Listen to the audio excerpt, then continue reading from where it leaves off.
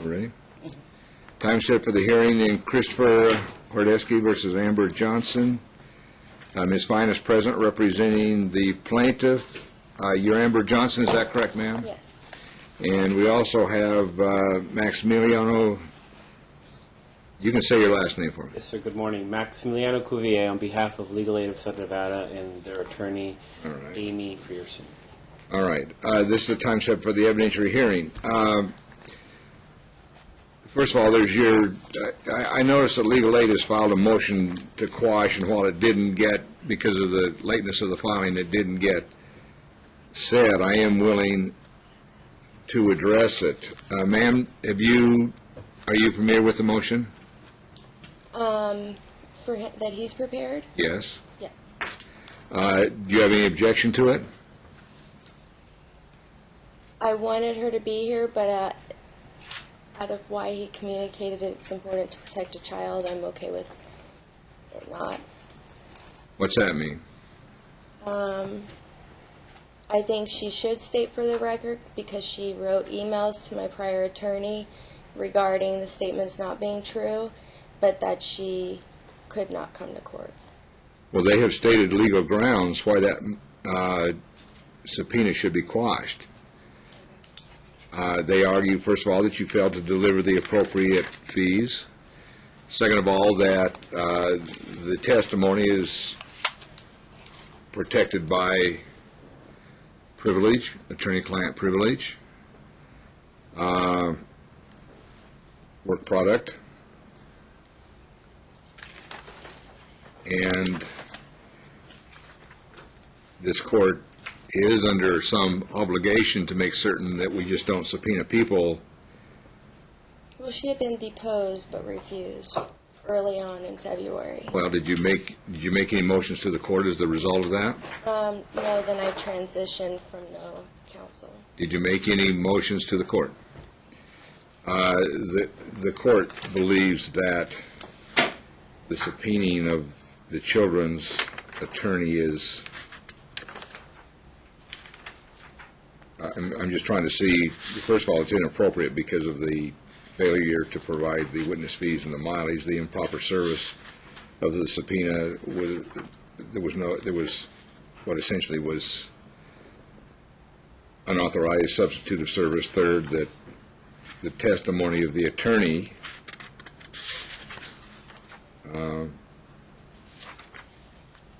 certainly would be very, very difficult unless there was some unique facts that the attorney had that were outside the attorney's work product, and no showing having been made by the defendant. The motion is granted. The subpoena is quashed. Relative to the case, anything before we start? With all due respect, and as much as I have respect for this court, I have to make a record, and I know that we'll go forward, but if I don't make the record that I believe that Judge Tootin made certain orders in this case that I'm not sure this court is aware of, I would ask that the matter be continued for purposes of having Judge Tootin here to hear it, only because of his familiarity and only because I don't want to have to deal with evidentiary issues with respect to Dr. Paglini's report. If it's going to come in, that would not be a problem, but I don't even know if he's going to be here. It was at the court's request. I don't know what the procedures are, what your procedures are going to be, and for that reason, in order to protect both parties, I would ask simply that the matter be heard by Judge Tootin. If in fact, and that's basically it. I don't think we'll finish today based on the list of witnesses that Ms. Johnson has, and I would hate for you to have to start and then have to come back and hear it again, but so be it. First, this is the time set for the evidentiary hearing. A motion has been filed. At some point, the parties have to go forward and prove their allegations. There may have been temporary orders that have been entered. There may be, I find it difficult to believe that when a judge suggests or even orders some evaluation, that absent some agreement relative to its evidentiary value, that it makes any difference whatsoever. I mean, this is the time to prove up the allegations. Under our system of trial, what occurs is somebody makes a complaint, somebody responds to it, and we have a hearing at which time evidence is submitted to decide the value and the merits of the allegation to determine whether or not, consistent with the rules of law, that relief ought to be granted. That's what we're doing today. Today is the day for the hearing. I have no idea where the evidence is going to go. We need to do that. Beyond that, I simply don't find that there's any basis for a continuance based upon the fact that the judge has entered interim orders. Well, it's not that he entered interim orders, Judge, but it's been very complicated, and we've been back and forth in this court. I don't know. There have been lots of things that the court has indicated with respect to his findings. It's fine to the degree that those are stipulations, orders that affect the hearing of this, then of course we can await to see where the evidence proceeds. But short of that, we are going to proceed. Relative to the length of the trial, it's very obvious that I've got today to try it. We're late getting started. People were casual about getting here, I suppose. No, Judge, I wasn't casual. No, the bottom line is that I expect that if we pay the amount of time, this is the amount of time the judge has said, he must have thought it was reasonable. I believe it's reasonable, and looking at the pleadings, we just need to get on with the evidence. I think it's fair to say that we do not have time to call duplicitous witnesses. We do not have time to waste time. So we're going to proceed expeditiously, and what I intend to do is sort of keep a little bit of very informal track of how much time people are using. If someone wastes a lot of time, they need to understand that they may not be able to call some other witnesses or do some other things if they decide to delay or waste time. I intend to. This case can be tried. It's a motion for a change of custody. It involves some very clear issues. Those things need to be proved. You had an opportunity to read Dr. Paglini's report. I'm sorry? You had an opportunity to review Dr. Paglini's report. No. I don't. It's not my job to review Dr. Paglini's report. If Dr. Paglini testifies and it comes into evidence, then I'll worry about it. I'm not. It was. I mean, it's fine. I'm not going to argue with what I haven't reviewed. This This is the evidentiary hearing. I come in as a clean slate, and that's going to be the rule. I didn't come here with any prejudged notion or having reviewed some documents, not the others. This is the hearing. Let's have a hearing. Do you desire to make an opening statement, Ms. Fine? Your motion to whatever it was to continue the case is denied. Your Honor, if I may interject, if I may be excused. Yes, you may. Thank you. Ms. Johnson, you may sit down. Ms. Fine?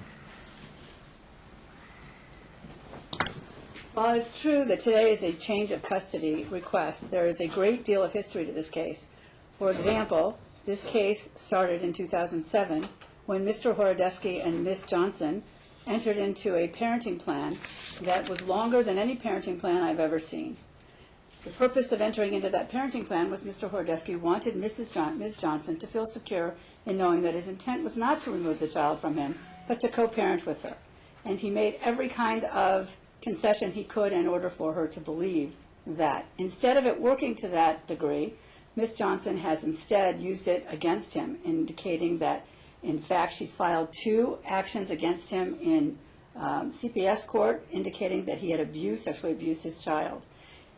Mr. Horodesky adores this little boy. His family adores this little boy. Ms. Johnson has both cases were either dismissed or charges were not filed. In the first one, dismissed in the second one, and here we are today. Visitation was denied this child and this father from June of 2011 until January of 2000. And when did you start visitation again with Open Arms? Well, the reports will speak for themselves. In 2012, when he started having visitation with his father, and it was a slow boat because of the alienation that had taken place. The testimony that you're going to hear, Judge, will be that during the process, Judge Tootin did, in fact, order a child custody, not a child custody assessment at all, but a psychological evaluation of Ms. Johnson in order to determine what her thinking was. She went from one therapist to another therapist. If she didn't hear what she wanted from one, she went to another. She was constantly ill. The child was constantly ill. The child was failing in school. The child wasn't failing in school. The child had hemorrhoids, which is what caused this whole thing to start in the very beginning, and our exhibits will show that. The fact is that hemorrhoids turned into sexual abuse, which is such a horrible, horrible indication that, yes, maybe she thought that, but the reality is it didn't happen. Never happened, and here we are today. 5 years later, this little boy is been enabled to believe he can control the world. You're going to hear testimony from Nick Ponzo. Nick Ponzo, who was the court-appointed in the juvenile court case, Reunification Counselor. And I just want to make sure he wasn't in the courtroom. But he is our first witness. He will testify as to how the child was when the child came in with mom and how the child was when he came in with dad and the guardians. Because mom's recalcitrance, the court, in fact, granted temporary custody to Mr. Horodesky's brother and sister-in-law, who are in, and Allison Horodesky, who is the sister-in-law, will be testifying as well. She's going to testify how the child came to her at open arms, how he was when he got to the house, how he was when, during the next few months, going to school, going to the doctor, how the child hadn't been properly cared for. This is all the evidence you're going to hear. You're going to find out, Judge, today that Mr. Horodesky has nothing but love in his heart for his child. Well, Miss Johnson does as well, but Miss Johnson's way of showing it is control. She has an idea that they had this fabulous friendship and relationship. They didn't. She wanted to get back with him, he says. She says he wanted to get back with her. It's irrelevant. Whoever wanted to get back with anybody is irrelevant. The only person that's important here is Hayden. And Hayden needs to be able to be a child, a little boy, and have a life. Mom says the court ordered a psychological evaluation with Dr. Paglini in order to disprove that she had Munchausen by proxy. That's not the reason why Judge Tootin ordered a psychological evaluation, not a child custody assessment, but rather a psychological evaluation. Mom refused to do it. We had to come back to court, we had to come back to court, we had to come back to court. Interesting. Mom says that she didn't start it in her pretrial memo because there was no order. But yet she did other things when there was no order. The court can take judicial notice that after a hearing we have minutes, and the minutes have to suffice until we can get an order in place. The court knows what the court ordered, and so do the litigants. And so the litigants should comply, because otherwise we'd have helter-skelter. In the interim, between the time that a court makes an order and the time that that order can get prepared and back over here, people could leave the country, people could run away, people could do all kinds of things. But we have some kind of... It's fine. Why don't we, because I'm sure that we'll hear the evidence, and I don't mean to cut you short if there's something more important you want to say, but specifically what it is, what kind of an order is your client looking for? My client would like, until Mom has had the psychological counseling that has been recommended, until Mom can prove to this court that she is going to co-parent. Both parents need to take a co-parenting class on a temporary basis until at least the end of the school year, and maybe even forever. I'd like custody to be with Mr. Horodesky and his brother and sister-in-law, based upon the fact, at least on a temporary basis, at least until the end of the school year, and then the parents can take the co-parenting class, but definitely with Dad. And Mom should have visitation. Mr. Johnson... Why do you believe it's important that the relatives be involved, his relatives be involved in the custody arrangement? Is there some deficiency on his part that you believe will? Absolutely not. Well, then why are you recommending that there be custody with I'm doing it on a temporary basis because the child's in school and needs to stay there till the end of the school year, which might be in this week, which is this week. Tomorrow. I'm sorry, Judge. I'm not a parent right now, so I'm not thinking of school. I would like custody awarded to Mr. Horodesky, and I would like Mr. Horodesky to be able to continue his counseling with Mr. Callis, who he's been in counseling with for a great deal of time. And, what's the purpose of that counseling? Mr. Horodesky can tell you himself, but when he was, during this period of time, he had a gambling problem, and he was seeing Mr. Callis, I think he's Mr. Callis for that reason, in order to assist him in his irresponsible gambling, which he doesn't do anymore. All right. Okay. Thank you, Ms. Fine. You have the right to make an opening statement. An opening statement is not law. Nothing you say in that opening statement is going to be considered evidence.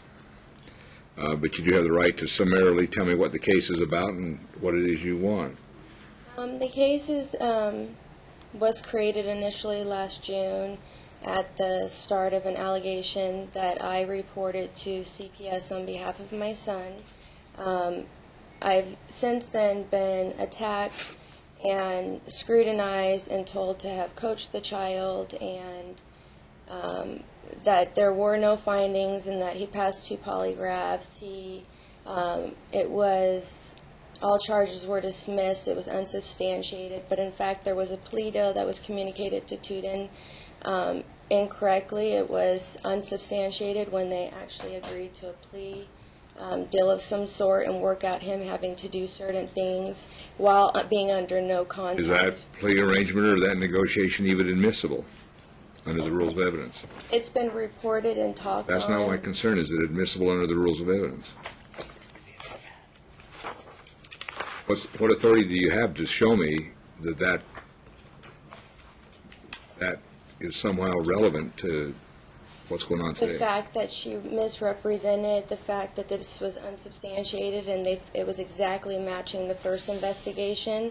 When the first investigation, no visits were done to the home, there was no medical exam of the child, and the cops interviewed Chris, but not CPS. So this case was much more extensive. They issued a no contact. He admitted to usage of cocaine while taking care of his son in the last 30 days. That it was something he also admitted to in 2009, but yet he says it's recreational. He also admitted to doing it this December with his counselor in the letter that was provided to the court. So it's just my hope that people, our agreement and our parenting plan was one that the mediator who finalized it stated we spent a lot of time trying different things to be fair with the child, and we had a way of resolving any issues, and he bypassed that, went straight to court, and decided to sue me for full custody. And to me, that's just fair. It's unfair to try to change a child's life when he spends 14 days a month with his father and there's no reason to. I don't see how that's in any child's best interest. All right, Ms. Fine, call your first witness, please. Nick Ponzo, please. I object to him Why? on the grounds that there's an open complaint with the social work board that was discussed several times, and he was to stop seeing him on 3/12. No, ma'am, it may be a basis for impeaching him. I don't know. It's not a basis for refusing to call him as a witness. Your objection is denied. In fact, the most recent order, Judge. It's fine. You I can call understand. him. You're right. You're right. You're right. You're right. You're right.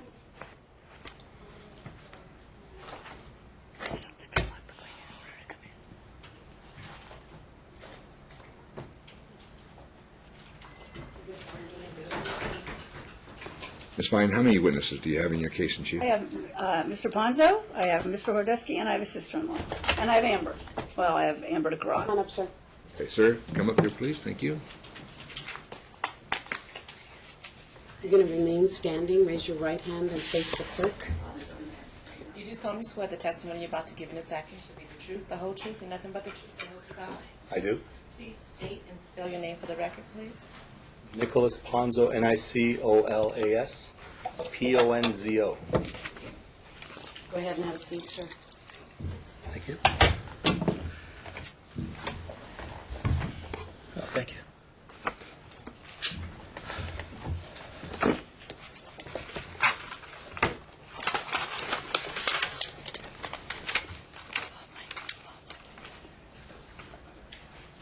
Oh, well, let's see.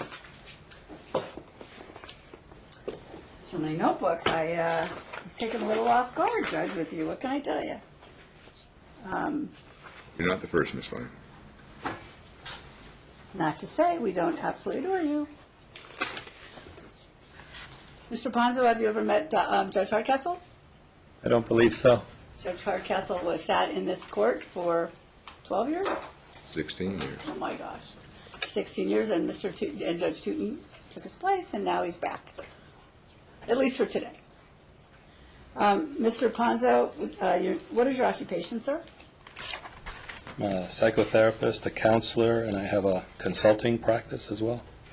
And how long have you done those particular locations? 26 years. Postgraduate, post-licensure. And your degrees are, or the letters after your name in this particular state are? A bachelor's degree in philosophy, a bachelor's degree in psychology, a master's degree in clinical social work, and a master's degree in clinical and counseling psychology. And are you familiar with the parties to this litigation? Yes. Are you also familiar with their son Hayden? Yes. When did that involvement begin, if you remember? First contact was by referral, but the first actual face-to-face contact with any of the parties was September 28th, 2011, according to my records. And how did that come to be? An appointment was set up, and following a family court-based referral, and I had an interview with, I believe, Ms. Amber Johnson, the mother of Hayden. Do you see her in the courtroom? Yes. Is that the young lady sitting at the defendant's table? Appears to be. Had you ever met Chris Horodesky prior to the juvenile court requesting that you do parent-child reunification therapy? No. Had you ever met Ms. Johnson prior to the court ordering you to do reunification therapy? No. Were you informed as to the background of the case? I read the referral notes from the family court. Is that the juvenile court? I'm not sure, actually, which court. Okay. And then I had I believe, a telephonic contact with Ms. Johnson, and then I became familiar with basic tenets or facts of the case upon interview with Ms. Johnson. Can you tell us what they were, what she told you, if you remember? Well, we talked about that there's a referral that's been made for reunification therapy, as it is called, and we discussed the premise of that, the idea of that. I'm not sure if you want me to elaborate. A little bit, because Judge Hardcastle does not have the benefit of knowing everything that you know. There are reports that you submitted to this court that we're going to admit into evidence today, I hope, because you're here. Well, my understanding was that the background, as I came to learn, the background was that there was an investigation conducted, and the investigation probably involved law enforcement, Metro Police, Child Protective Services, under the auspices of juvenile court, investigation as to allegations of some form of abuse by the father perpetrated onto the child.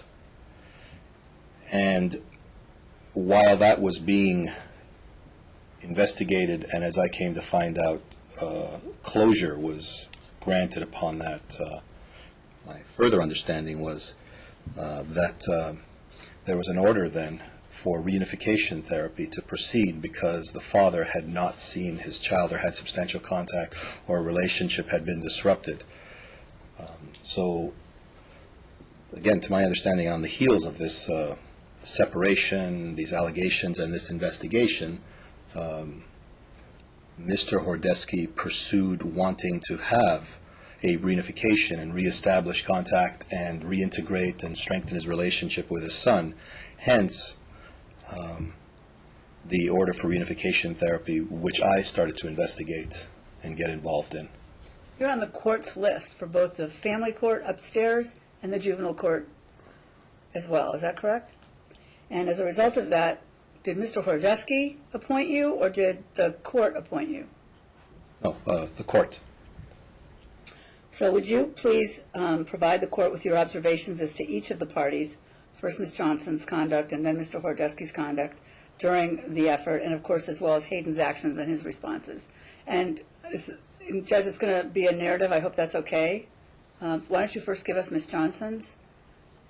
Ms. Johnson was apprehensive, stated that on the telephone, and then in my office, she expressed apprehension about the very notion or premise for reunification therapy. She was opposed, I think.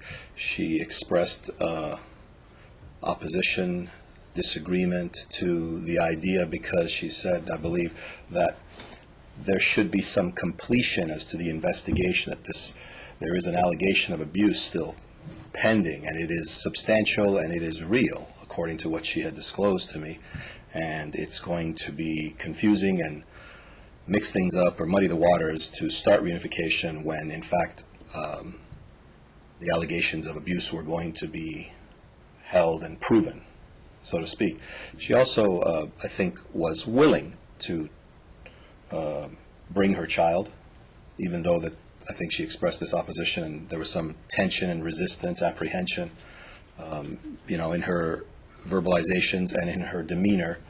Nonetheless, she stated she would bring the child, but she also, questioned why I was chosen, because I think she said something about location and the child already has a therapist. She would need to drive after work way out to the Summerlin area of Las Vegas. And so that was part of her apprehension, I think, about, initiating this. Nonetheless, she did come to the interview. She did detail and highlight her concerns about reunification, the process, the dangers that the child was in, and then she proceeded to extrapolate upon the idea of Mr. Horodesky posing a serious danger to their child, that he was a suspicious character, a very unsavory character, a man that has committed or perpetrated acts of abuse, specifically sexual abuse, upon their child, and that he should be questioned in every manner, and he should be looked at in a highly scrutinized fashion. And I took all this into consideration. Where was Hayden during this conversation? Well, we had one-on-one conversations, Ms. Johnson and myself, about these things initially. When I got the background and description, as is my practice to do my own sort of investigation, try and explore, people's points of view and their experience with this, or the history of this situation and this case, so to speak. So Ms. Johnson and I met in my private office. I do not know where Hayden was. I believe he was probably in the waiting room attended to by someone else. But perhaps Ms. Johnson could refresh our memories on that. It's all right. He wasn't in the room is basically what I wanted. I'm sorry. He wasn't with her. I That's what. kept it simpler. Sorry. But it's okay. I can't lead you as much as I'd love to. You're also aware that are you aware that Miss Johnson indicates that she's filed some kind of a complaint against you? Were you aware of that? I've not been made aware by Ms. Johnson or any other board or agency or anything like that. I think I've been made aware by Mr. Horodesky that he came to know of that and shared it or passed it on with me. So yes, I'm aware of it, but I don't have any specific knowledge of any complaints. At the time that you got the case, of course, there wasn't any, and there probably, I don't know what there is now. I'd like to add something. I became aware through a telephone conversation with Ms. Johnson that she would be making complaints. She was complaining to me personally about Mr. Horodesky for the most part, and that because I was involved in the case, and because I'd held some interviews, and because I proceeded with reunification therapy, because I tested the waters, so to speak, and allowed Mr. Horodesky and his child to be in my office together while I observed and asked several questions, she had told me that she found this to be a commission of abuse in itself, and that I didn't understand the danger that was posed. So she said she would be complaining because she had specific evidence that I had done some pretty heinous things and abusive things and said some inappropriate things and coerced and forced her child to do things in my presence. And she said that she had tape recording or observation types of devices in my office and in the building, which would corroborate and provide evidence to this fact or to this belief. She suggested that I was abusive and that I was delusional in the sense that I didn't understand the goings-on of this case and the history. Can you tell me the first time, and then what was your, now that we've discussed Ms. Johnson, could you provide your observations as to Mr. Horodesky during this effort of reunification? Mr. Horodesky presented his desire and goal. He contacted me to his desire and goal to proceed with the order. He said he was interested, motivated by the fact that the court had initiated a process of reunification therapy, and he wanted to find out what was his role, what was his part, when he could get started. So he scheduled an appointment. He appeared initially, in the initial phase of this, to be anxious, tense, preoccupied, concerned, and slightly overwhelmed. Unusual for someone who would be in his situation? Not unusual in the sense that it correlated with my observation that he was preoccupied by the allegations and by finding himself to be in a very defensive posture, being examined, scrutinized, accused of things, and having gone through investigations by the CPS, having to go to court, and I think he said polygraph test and also detective interviews. So in this position, he found himself to be very, very much in the defensive posture, which I think correlates with the demeanor that I described of his tension, anxiety, preoccupation, and sense of being overwhelmed. And as time passed, did anything change between either party? Let's go with Ms. Johnson first. Did her behavior or did any observations change? I believe that Ms. Johnson became more anxious herself, more tense as the sessions proceeded.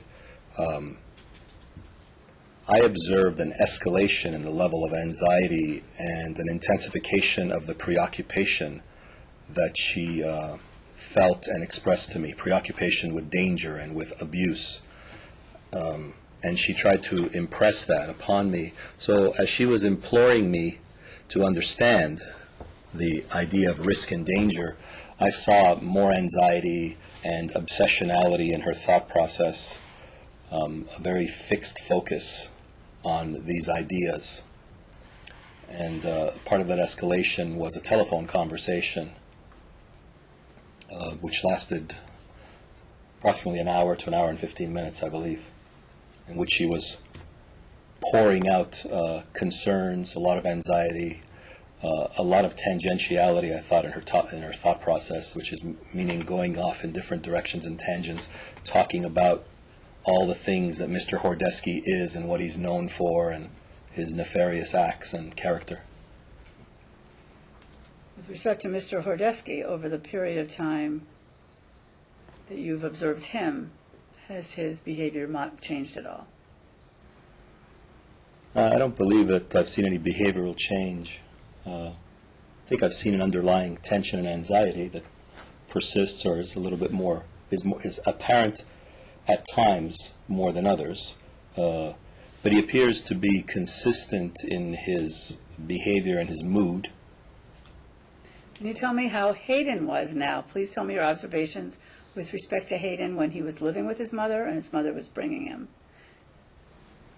And then we'll go to his behavior when he was living with the Horodeskys and they were bringing him.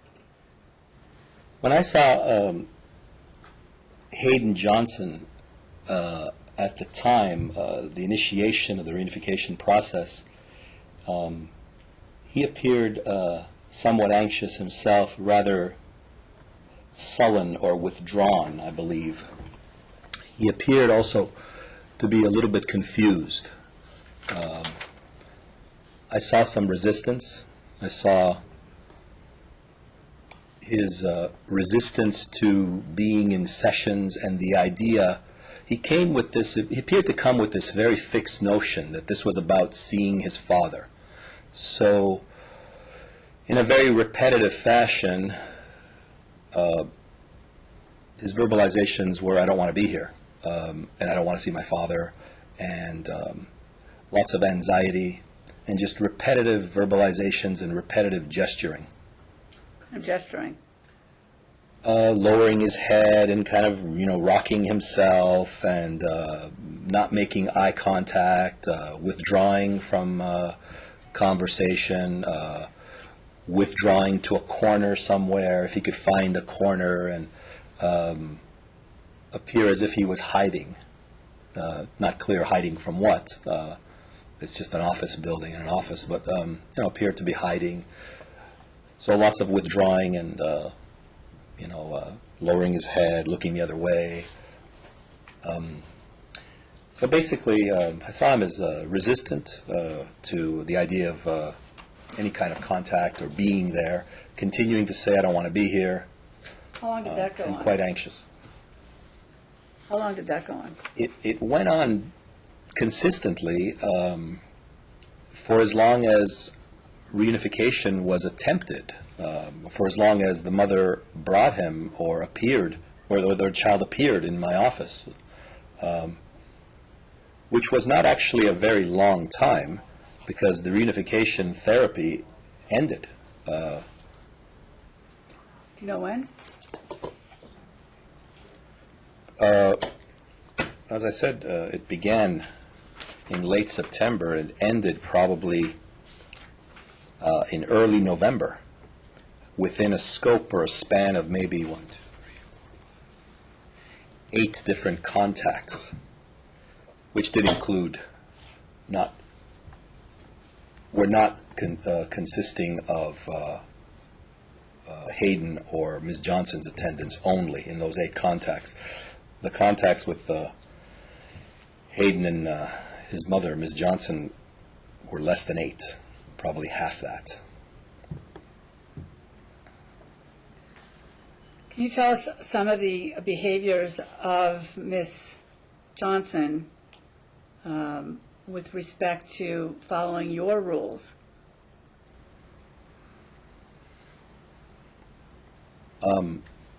Well, I think the only rules that we talked about that came up were outside of a general orientation of what it is that I might attempt to do, and have contact with her son, explore his feelings, explore his thoughts, explore his understanding as a child involved in this. There were some rules pertaining, I believe, not so much to the therapeutic or reunification process, but general rules about coming into the building, checking in with the reception staff, waiting in a designated waiting area. What surprised me, which I think had led to discussions about rules, as you say, I don't recall using that term, but I would see Ms. John. I would come, looking for my client or clients, and I wouldn't find them in the appropriate or designated areas where clients check in at the building that where I have space. They weren't in the waiting area. I checked with the reception staff. They didn't check in. It's fine. Am I really going to change custody because No, somebody I'm was in a asking different him- part of the building? No, I'm curious. Where would they be? They were in the Well, kitchen. it's They not were a in matter of being private curious. kitchen. It's a matter of trying to stay focused on what the issues I are. understand that, but it's following rules. That's what I was just trying to say, following instructions. In other words, what are you trying to say, Mr. Ponzo, that instead of following your direction, they would not wait in the waiting room, they were... The mother. I am not going to Gotcha. give you the lack of attention That was it an aside. deserves. Your Honor, because I know that Mr. Ponzo sent letters to the court I have the letters, and I would like to get them admitted. I need for copies to be made, of course, because it was going to be done by virtue of the court having the Marty and Ms. Johnson having had an opportunity to review them when they came in. So I guess I could do that at the lunch hour, but if I could get them authenticated now, would that be acceptable? And then we can get them marked, and then you can decide later if they'll be admitted? My difficulty is the letters to the court are, obviously they're being offered for some reason. I assume that the truth of the matter is contained in the letters, and that would constitute hearsay. If there's some testimony that you want to get from him that you think is relevant to the issue, and again, I have to admonish that the evidence, or the rule is whether or not there is a material change of circumstances such that custody ought to be changed. It appears that what's happening, at least from there has been some facts that I have been very interested in hearing. Hayden's reaction to the counseling. I'm sorry, Your Honor. But here's my concern is, I mean, I think that if we're going to get caught up in a battle over what the process has been, I'm looking for substantive allegations. There are some substantive facts as to why custody ought to be changed. It seems to me that those acts occur from the parenting plan on July 12, 2007 until the filing of the motion. Some facts after can have some bearing, I understand, but we seem to be focusing on who participated in a process, and so far the testimony hasn't been very illuminating. We need to get down to what the case is about. The letters, you can have them marked, you can authenticate them, certainly you can do that. You do have a hearsay problem. I might advise, too, Ms. Fine, that to some degree I recognize that there's discretion in admitting exhibits. The fact that the mother is representing herself in proper person, I absolutely do not intend to help her. But neither do I intend to let what I consider to be substantial due process violations occur in making a decision. I'm really interested in getting good facts about his position and then hearing from her. It's obvious. Let's talk about it for just a second so we know where we're headed. She's making an allegation of sexual abuse. Okay, this is the time for her to prove that. No, Judge. She had to prove it in CPS. No. Well, Ms. Fine, you can. She doesn't have to prove it in CPS. She has to prove it here.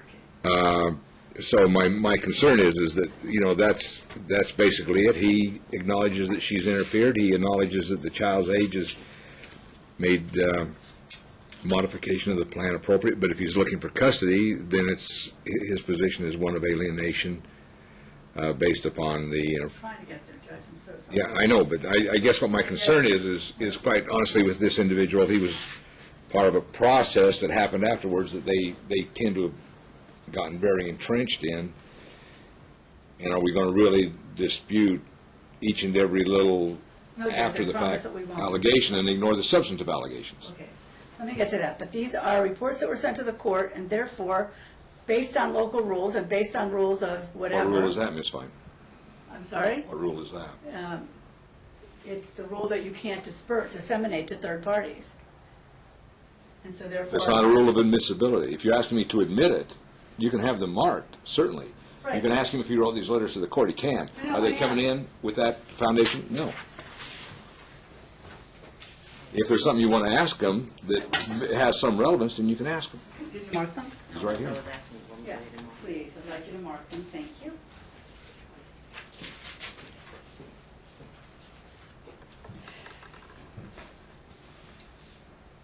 Did you submit a report to Judge Sullivan at the time of the conclusion of the first set of reunification counseling? Yes, I did. And when did you? And what did you state in that letter to him?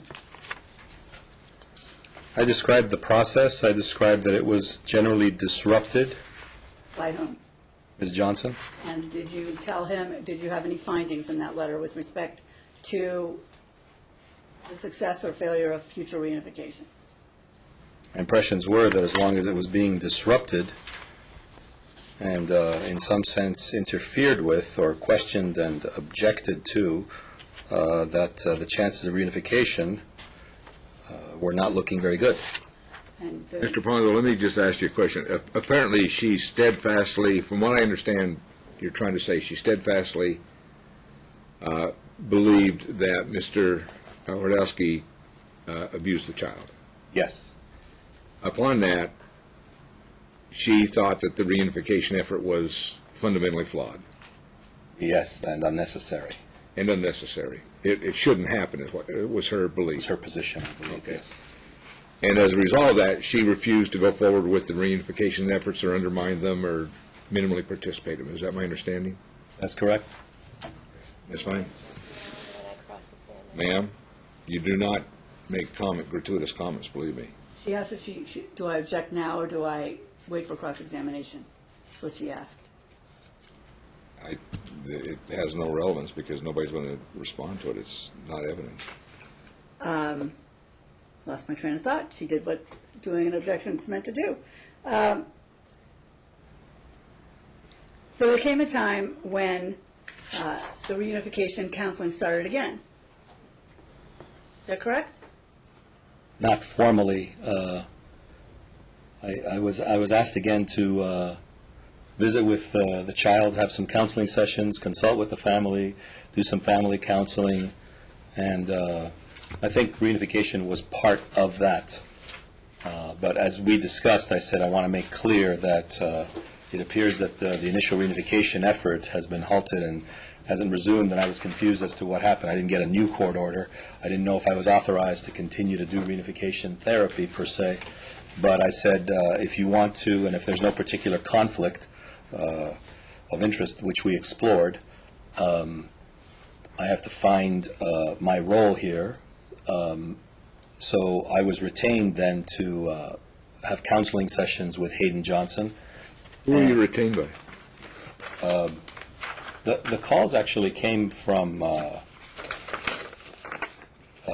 believe it was the new guardians, the aunt, Allison Horodesky. So the aunt and uncle asked you to start efforts again to see if you could reunify. They called, we spoke. They said, we would like to continue counseling. They didn't specify reunification. The child is in our care now. That's fine.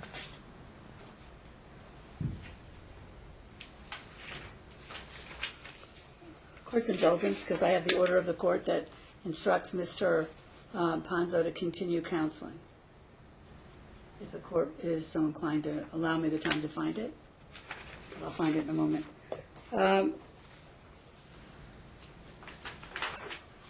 Was that involvement, and Ms. Horodesky indicated what when she contacted you, that she wanted the she wanted the child to be in therapy, or that she wanted the child to have reunification with Mr. Horodesky?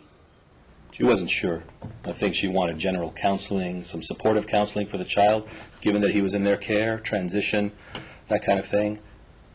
We talked about what the father's involvement would be. I said, since I haven't received an order taking me out of the role of reunification therapy, we'll see if at times I decide to incorporate Mr. Horodesky and have them have some sessions and see if, they can, I can examine that relationship and if there's any merit to strengthening that relationship. But they were in the care of these guardians, so I thought that things were safe as long as they had the guardianship of the child. And so, were there any environmental differences other than being with Greg and Allison that impacted the course of the counseling, in your opinion? I want to make sure that I understand environmental differences. You mean the living arrangements? Yes. Yeah, I would say so, substantially. I saw a different child. I saw a different demeanor. I saw a more spontaneous, open, From the first visit? expressive child. Yes, he was playful. He was age appropriate. Can you tell me the date of your first visit with him after Mrs. Horodesky contacted you?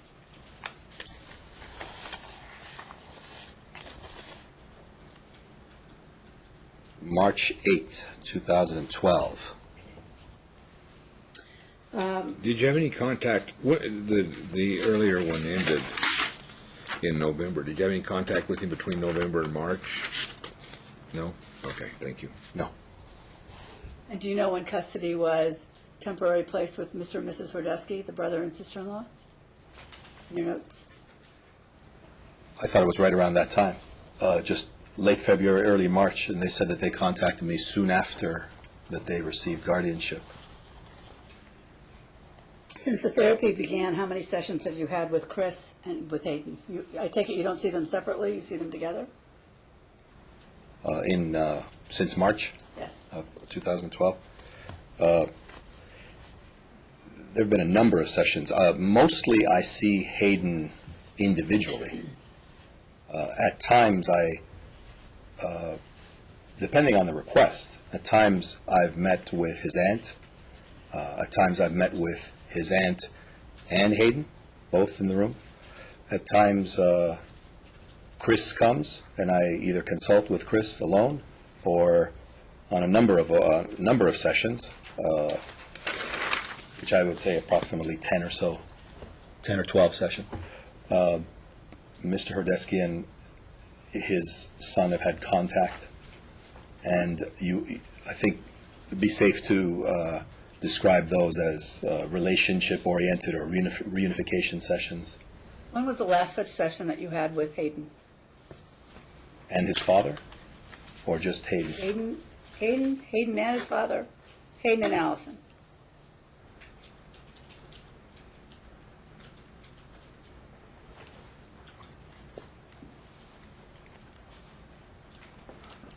I believe it was May.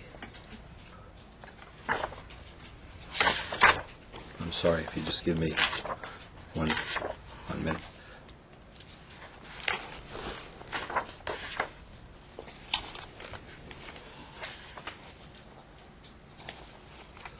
I believe that it was May 21st. Have you submitted reports to this court? Well, we know you have. I have submitted reports. And what can you tell the court about any progress in the reunification process?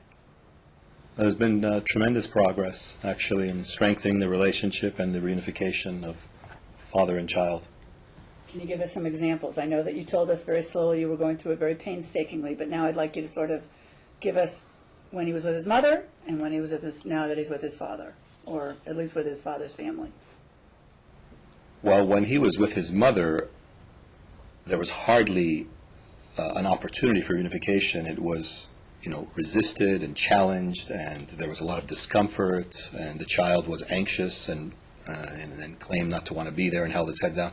When he was with his father's family, the guardians, aunt and uncle, he became, as I said, more open, more expressive, more comfortable, more spontaneous. And when I observed him in general, he seemed to be a pretty well-adjusted child, although he does have some behavioral issues. Aside from those, he seemed well-adjusted, content, happy. His affect was much more expansive, was what we call a full-range affect. His emotional functioning was intact and within normal range. And he was very comfortable with his father. He was playful. He was affectionate with his father. He would ask him questions. He would jump on him. He would play with him. He would ask him, types of questions that children ask fathers. What are we going to do? Where are we going? What are we going to do for dinner? Why don't we play this? Is he afraid of his dad? There seemed to be absolutely no signs of fear or apprehension in the child around his father at all. So, the stumbling blocks in the beginning don't exist anymore, is that what you're saying? I don't see any stumbling blocks when he comes to my office and makes contact with his father. I don't see any stumbling blocks. You said there were some behavioral issues. What are those? Hayden told me that he hit a child at school and he got into trouble, and Hayden told me that He tends to lie. And he admits it. Oh, yeah, he smiles, he smirks about it. He's rather playful with it. And when I think he, from what I see, he indulges the idea that he likes to lie, and it's part of his character. It's part of his demeanor.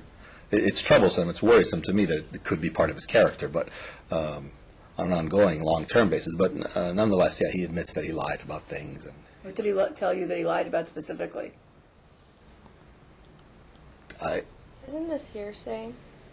As the child's not here. And all reports prior. I'm going to sustain it.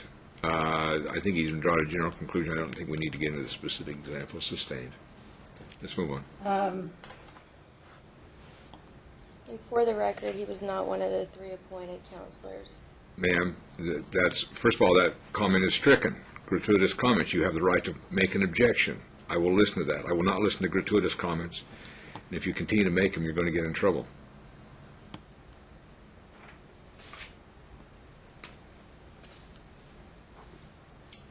Were any admissions made during the course of this reunification and regular counseling, therapeutic counseling with Hayden? admissions? Admissions. It's the only thing I can say without asking you to tell me something that's got hearsay. Well, it constitutes the same thing, Ms. Fine. You know I'm concerned about the fact that we're getting into inappropriate hearsay under these circumstances. I'm going to ask you not, or to ask another I'm not question. asking him to tell me what he said. I'm asking if he made any admissions and how did he react. So what was your... Okay. To the extent Ms. that- Fine, let me make it very clear. Whether or not this child was abused or not is going to be based upon factual evidence, not upon hearsay. So, I mean, please understand that I'm willing to let you get in. I think it's actually in your client's best interest that I'm requiring that it be proved. If it's proved, then we can proceed from there. But I'm having a great deal of difficulty because I know that we are going to want to call a lot of people that are going to want to say they heard somebody say something about somebody. Clearly hearsay. Clearly hearsay. It also, in my opinion, constitutes a due process violation. I'm not willing to let the testimony, because she's on, it's a shield and it's a sword. I'm not willing to let it go that far.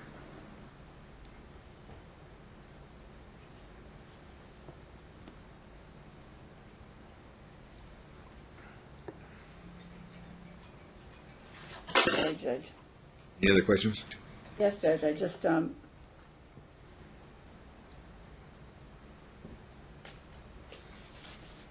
Court's indulgence. Sure.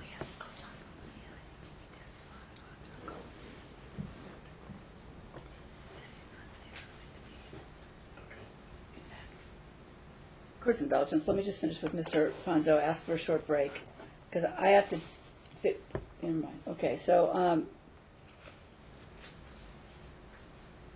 do you believe that continued reunification counseling is appropriate for Chris and Hayden? Yes, it seems appropriate. Can you elaborate? Well, they're making progress. They've made substantial progress in their relationship. It seems like they're both interested in their relationship. They're both interested in each other. What barriers continue to exist relative to reunification between the father and the son, in your opinion? I don't see any barriers. I think that they have a bond. You can observe, I think I have observed an attachment, a bond, a trust, love. Love is expressed, affection. It appears to be a good or stable father-child relationship. I don't see any barriers. I think the barriers are that they don't see each other other than under supervision. Either, I think, mostly at the child's aunt's house, aunt and uncle's, I should say. Think that's necessary? Supervised visits? I don't know if it's necessary. In my opinion, it doesn't seem necessary. I don't see any inappropriateness in Mr. Horodesky's conduct or the way he tends to communicate, parent his child, react to him. He seems appropriate and fitting. But I don't know if I can comment as an expert on, without further information, the question of if supervision is necessary. Asking my opinion, it doesn't appear necessary. Do you have an opinion with respect to Ms. Johnson as to whether supervision would be necessary? Do you find her behavior to be appropriate parenting? Again, I can't say with any deep knowledge. I can only comment on my exposure or experience with her early on. I don't know how she's parenting now, if she's parenting. Based on your experience in the early part, if she was still continuing to behave that way? Well, in the early part, I had submitted my impressions to the court that Ms. Johnson would probably benefit from some kind of psychological examination or investigation, and that I guess if that were to continue, perhaps my thought was maybe she's disrupting the relationship between father and child, and some of her conduct and acting in a pretty flagrant manner suggested that perhaps she had some issues. I don't know if that would lend itself to requiring supervision. Again, I don't know that I can comment with expertise on her parenting. Are you aware as to whether or not Ms. Johnson has had any therapy? We're getting really way beyond what Okay. he's there for. Any other questions, Ms. Fine? Are you aware as to whether or not Hayden has had any other therapy? Yes. Tell me how you know that. Well, Ms. Johnson told me that he was in therapy for his own personal counseling with a therapist from the east side of town by the name of Ms. or Dr. Mandel, I believe. Mandel? Yes. And then subsequently she told me that she was going to switch to a Dr. Melissa Kolodner, I believe. And she told me that it was appropriate for Melissa Kolodner to be the child's therapist and do reunification therapy as well. And why did she believe this, if you know? Ms. Fine, where are we going with all this? I mean, we need to, he's given his Two more opinions. questions, Judge, and the only reason is, are you aware as to whether or not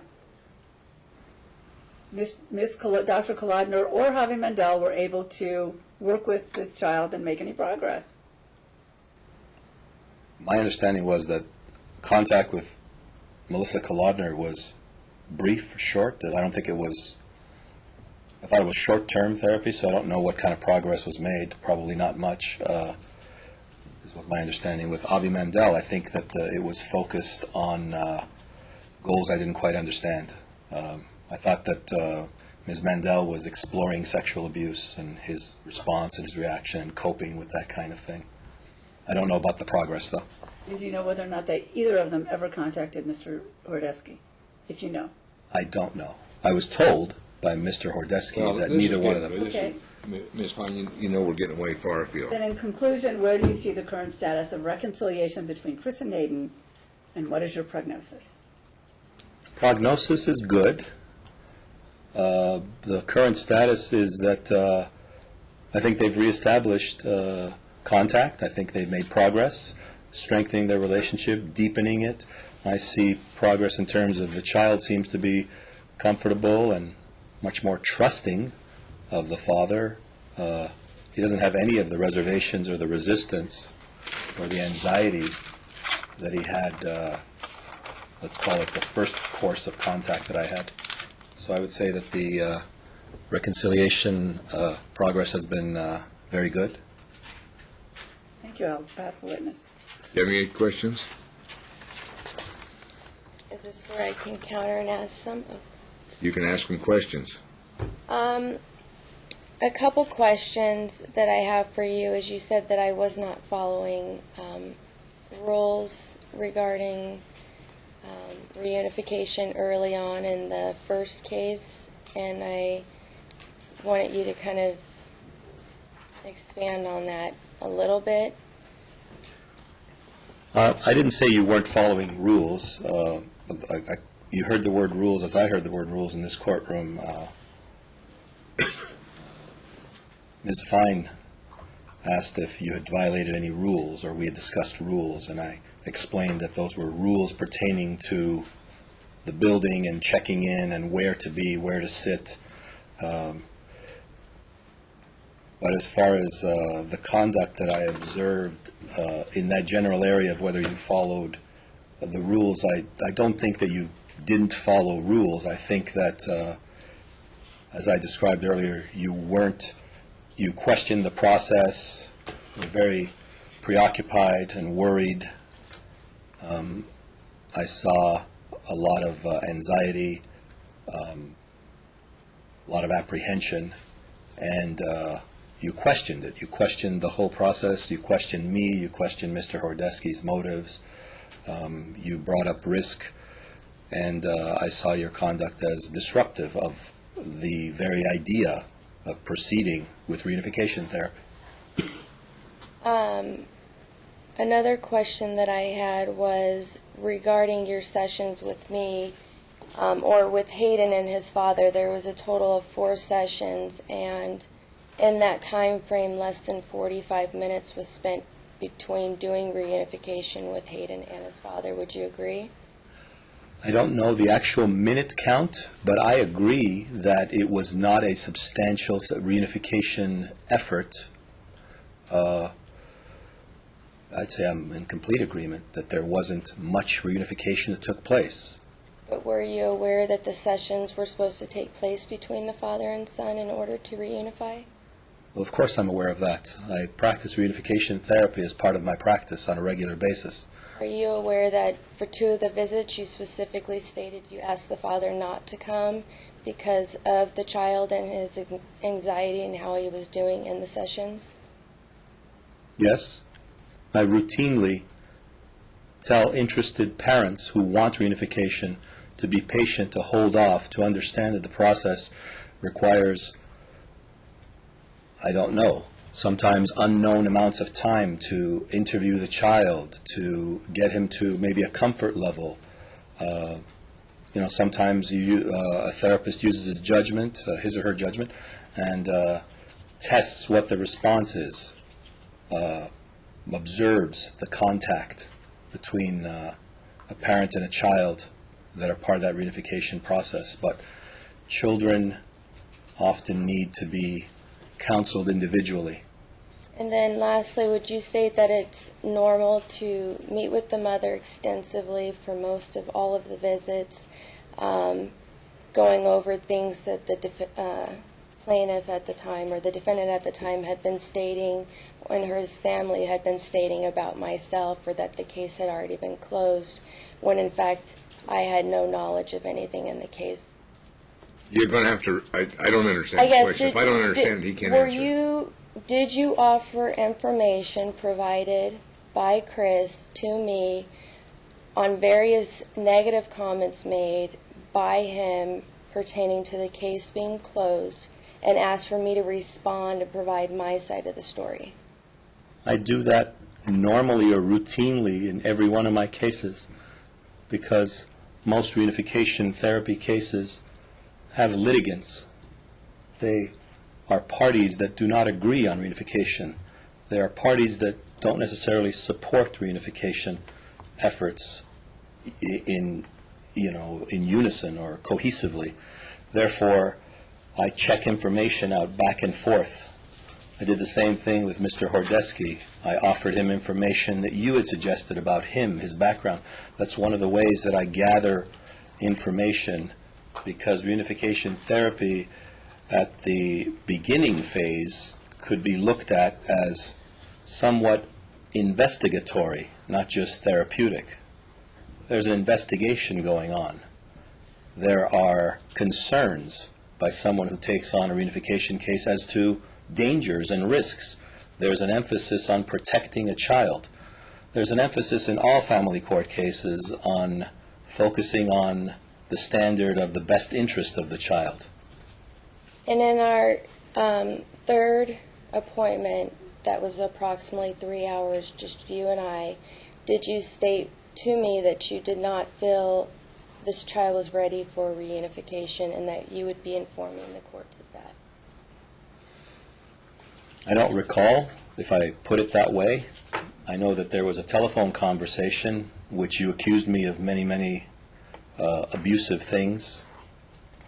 You had suggested that I was complicit or in commission of abusive acts and so on, inappropriate behavior, that I suggested, maybe part of that 3-hour conversation and on the telephone with you, that certainly your child is not comfortable, was not comfortable at that stage.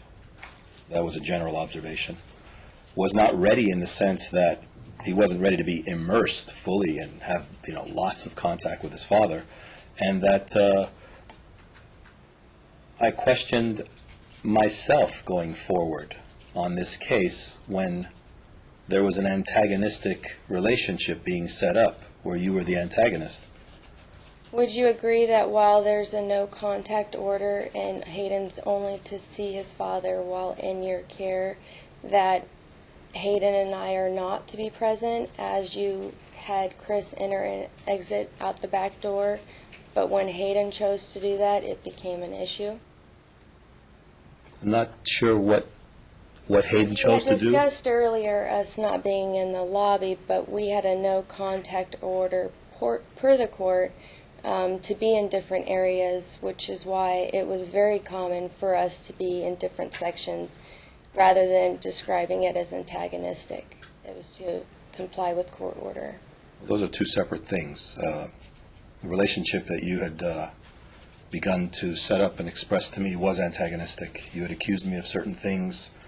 You had said that I was being monitored by you, that you had recording devices, that I was abusive, and so on. I perceived that as antagonistic. But nonetheless, to answer your question, my understanding of the no contact was, and I believe that you and I discussed this, that you had told me, I'd never seen such a document or evidence, but you had told me that you and Mr. Horodesky had some kind of no contact order. You were not to make contact. So you and I talked about, strategized, how would you come into the building if you will not make contact with Mr. Horodesky? How would I see your child? How would we work with the no contact order? Would you say that at the beginning of the last session, which followed a very long but good session, that I wrote an email to CPS stating them what you had told me regarding reunification, that at that next visit, your behavior and body language changed drastically from what it had been prior to that? Ms. Johnson, I'm really not very interested in Did you telling that no, when I'm talking, you do not. I'm trying to give you some directions. My directions are I'm not very interested in this. I understand that you and the witness have your differences, and I understand the magnitude of those differences. I am no longer interested in hearing much more about them. I understand you two didn't get along, and I'm not going to try to negotiate who's right or who's wrong beyond what I have heard, but we need to get on to something more substantial. We're wasting a lot of time just arguing. I know there's a dispute between you and Mr. Ponzo over things. Okay, we've made that very clear. Let's move on to something else. Had it been communicated to you by Hayden's CAP attorney that you were in fact not on the 3 agreed upon counselors to provide reunification for Hayden? Objection, hearsay. But I don't know whether, I mean, and relevant. It was part of the we order. are getting far afield. I mean, and I do want you to ask questions that you think are appropriate, but if all you're going to do is set up some type of exchange between you and him over whether or not he did his job right, beyond the real conclusions that he's drawn, it's not going to be very productive. On the other hand, as it proves a point, I suppose, if the antagonism continues in this courtroom. What was your relationship with Mr. John Paglini? On My a work relationship- level. Oh, okay. Because he's a friend of mine, as the actual relationship. But on a professional level, I've worked with him at several practices. We shared a practice for 6 years. Up until 2010, we were part of a group practice back in the year 2000, I don't know, in the 1990s, actually. Probably 1992 to 1997 or 98. He consults with me on cases sometimes. He refers people to me. We have a collegial kind of relationship and contact. 2 more questions. So in your letter to the court, which I was not present at, you had stated that Hayden and his father had a wonderful and happy, very great relationship, although they met less than 5 minutes at a time in those 4 meetings, but stated that I need a psychological assessment. Is that true? No, I don't believe those facts are true. That's Hayden- fine, Mr. Ponzo. Just, if you can answer the question directly, the question is very convoluted and assumes lots of facts. If it's not true in its entirety, then you have the right to say no. We do need to get moving. It's not true. Did you suggest that counseling was going well between Hayden and his father during those 4 visits? 4 visits with you earlier, I'm trying to figure it out. With Ponzo in the first case for reunification. No, I didn't suggest they were going well. I didn't suggest that process was going well. Anything else? Any other questions you have of them? That would be Okay, is the answer no? You need to speak it. up. No. Okay, thank you. There are no further questions. Thank you. Do you have any? Just one, I promise. Was your answer to her question was, are you aware that for some of the visits, for the first 2 visits, you asked the father not to come, and what was his reaction? And your response was, it takes time to get to a comfort level, and that was normal for you to do. What was his response to that? He said, okay, I understand. Was he argumentative? No? And how long did it take before he was able to come back and start the reunification process? Successful or not successful? Well, I don't think he came back until March of 2012. Okay, thank you, Mr. Ponzo. You're done. You may step down. We'll be in recess for about 10 minutes and 10 minutes only, and then we'll resume with the next witness.